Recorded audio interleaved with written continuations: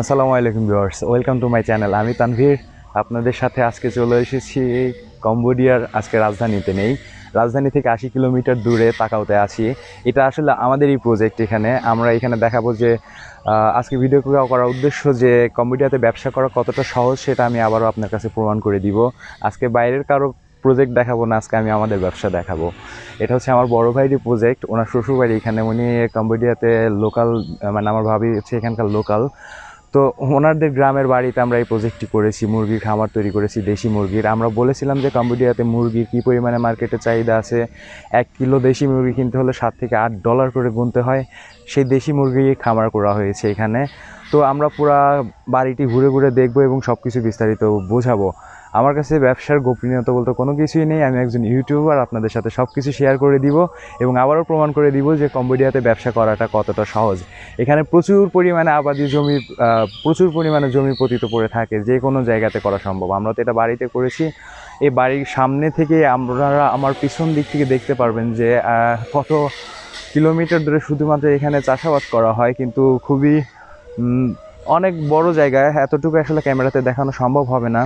তো আজকে আমি শুধু আমাদের প্রজেক্টটাই আপনাদেরকে ঘুরে ফিরে এখানে দেখাবো, আর কি করা হয়েছে সেটাও দেখাবো। তো ভিডিওটি প্রথম থেকে শেষ পর্যন্ত দেখবেন।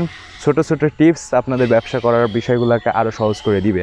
আমি দেখাবো আমাদের মুরগির ফার্মটা এখানে, মুরগিকে কী খেতে দেওয়া হয়, মুরগির বাচ্চা কোথা থেকে পেয়েছি, সব কিছু একটু বিস্তারিত দেখাবো। টোটালটা হিসাব নিকাশ করে দেখিয়েবো। যখন স্টুডিওতে থাকবো, স্টুডিও থেকে ভিডিও রেকর্ড করে নিয়ে দেখাবো। তো আজকে আপাতত সব কিছু সুন্দর সাজানো গোছানোভাবে আমি দেখানোর চেষ্টা করব বাস্তব ভিডিওতে। পরবর্তীতে স্টুডিওর ভিডিও দেখার জন্য আমন্ত্রণ থাকবে। তো চলুন আমরা কথা না বাড়িয়ে শুরু করি আমাদের ভিডিওটি। প্রথমেই চলে আসি যে এটা হচ্ছে যে আমাদের বাড়ি, মানে আমার ভাইয়ের শ্বশুর বাড়ি যেটা আছে। গ্রামের বাড়িগুলো দেখতে এমনই হয়, এটা কম্বোডিয়ার একটা গ্রাম। তো এখান থেকে টোটাল 15 থেকে 20 বিঘার মতো জমি এখানে আছে। তো প্রথমে যেটা করে নেওয়া হয়েছে, এটাকে চারিদিক দিয়ে আমরা ঘিরে নিয়েছি। এটা নতুনভাবে এটা ঘিরে নিয়েছি, যেহেতু আমরা উন্মুক্তভাবে মুরগি পালন করছি এখানে।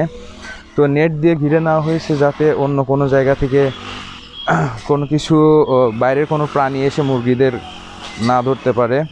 তো দেশি মুরগি যেহেতু পালন করি আমরা, সেটা হচ্ছে যে ওনার দেশি মুরগির রোগ বালাই কম হয়। তো ইনি হচ্ছেন আমার বড় ভাইয়ের শ্বশুর, উনি ঘাস কাটছেন। উনি আসলে পেশায় একজন গবাদি পশুর ডক্টর, যেটাই হোক। তো এটা হচ্ছে যে বাড়ি, এটাই বাড়ি। নিচতলা বিল্ডিং এবং উপরতলা কাঠের 2 তলা করা যেগুলা। তো সেটা আমাদের ইম্পর্টেন্ট না। তো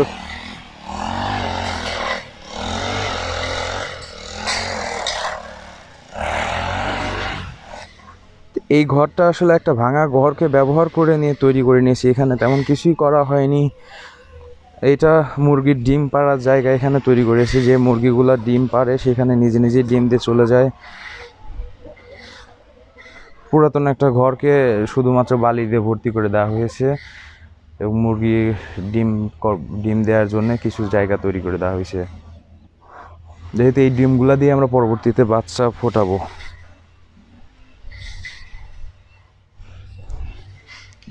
দেখতে পাচ্ছেন যে বাড়ির চারপাশ দিয়ে কিন্তু ঘিরে দেয়া।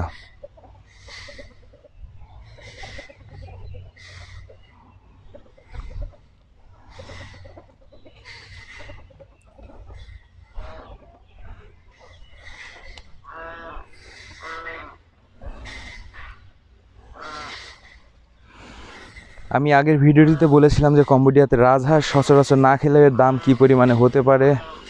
$50 যে কোনো সাইজের একটা রাজহাঁস কিনতে হলে হবে। তো এই হাঁসগুলো পানি ছাড়া কতটুকু গ্রোথ হয় আমিও আসলে নিজেও দেখতে চাই, সেই কারণে 2টাকে পরীক্ষামূলকভাবে রাখা হয়েছে এখানে।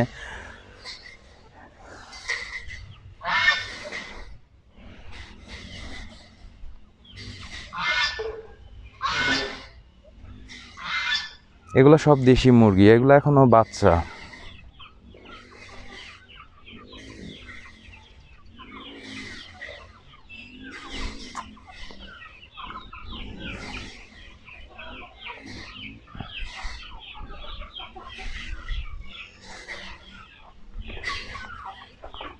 ফ্লোরটা পাকা করে দেওয়া হয়েছে। আমরা এইগুলোকে পার্মানেন্ট করার চেষ্টা করেছি। যেহেতু আমরা কম্বোডিয়াতে যেখানে ইনভেস্ট করছি যা কিছু করছি সব পার্মানেন্ট হিসাবেই, কোনো টেম্পোরারি কোনো ইনভেস্টমেন্টেও যাচ্ছি না। সেক্ষেত্রে আমাদের খরচও হয়েছে বেশি, কিন্তু জিনিসটাকে পার্মানেন্ট করার চেষ্টা করেছি, এটাই।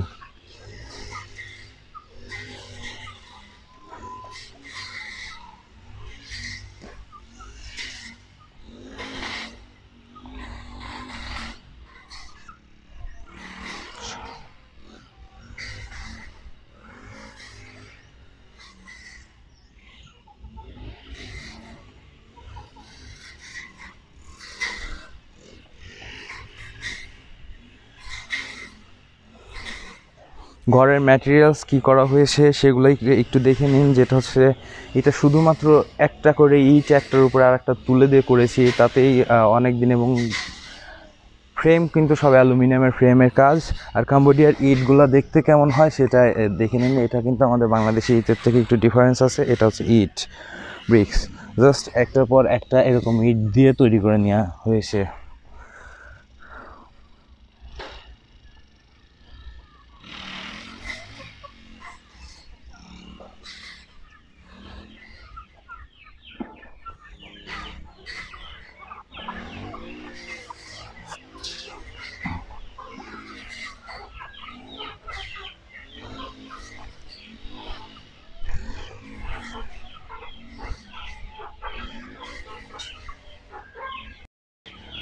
এবার আসি কিছু ইম্পর্টেন্ট টিপস আমি আপনাদেরকে সাথে শেয়ার করে দিই।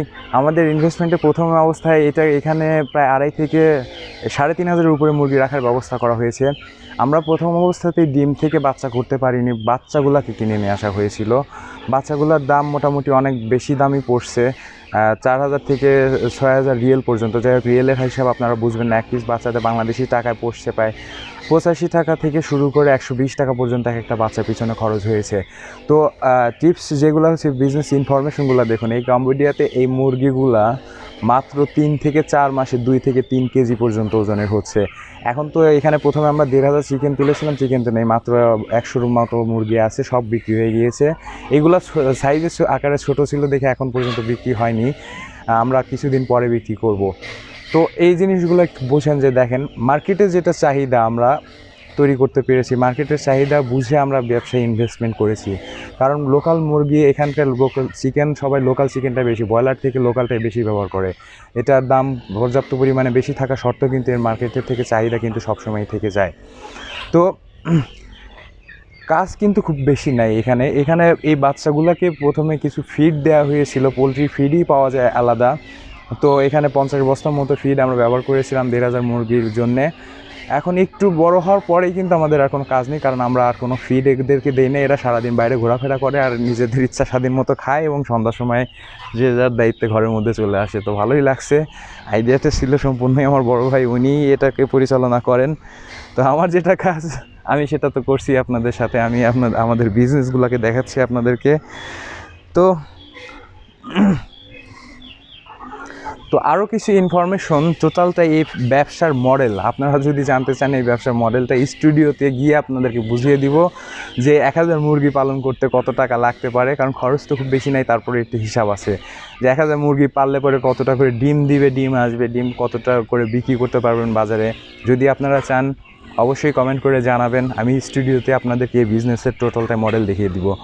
আমাদের উদ্দেশ্য একটাই, বাংলাদেশ থেকে আমরা কম্বোডিয়াতে আসবো, ব্যবসা করতে আসবো।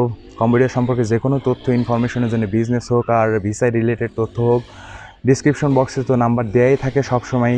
তো যে তাদের অভিজ্ঞ কনসালটেন্টদের সাথে কথা বলে কম্বোডিয়াতে আসবেন, কোনো সমস্যা নেই। এসে এখানে প্রচুর পরিমাণে আবাদি জমি এবং পতিত পড়ে থাকে, পতিত জমি রয়েছে, সেগুলো নিয়ে আমরা বিজনেসটা স্টার্ট করার চেষ্টা করছি।